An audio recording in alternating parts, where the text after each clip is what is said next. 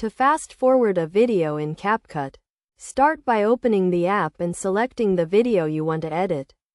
Once your video is uploaded, tap on the timeline at the bottom of the screen to access the editing options.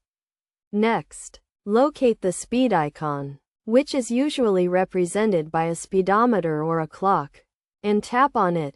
This will open the speed adjustment menu, where you can choose from a range of speed options, including 2x, 3x, 4x, and more. Select the speed you want to apply to your video, and CapCut will automatically adjust the playback speed. You can also customize the speed by tapping on the plus or minus buttons to increase or decrease the speed. If you want to apply the fast forward effect to a specific part of the video, you can trim the video to select the desired section. To do this, tap on the trim icon, which is usually represented by a scissor, and adjust the start and end points of the section you want to fast forward. Once you have applied the fast forward effect, you can preview your video to see the changes.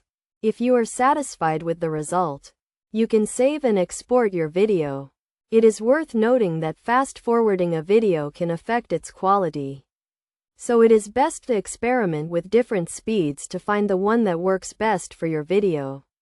Additionally, you can also combine the fast forward effect with other editing options, such as music and transitions, to create a more engaging video.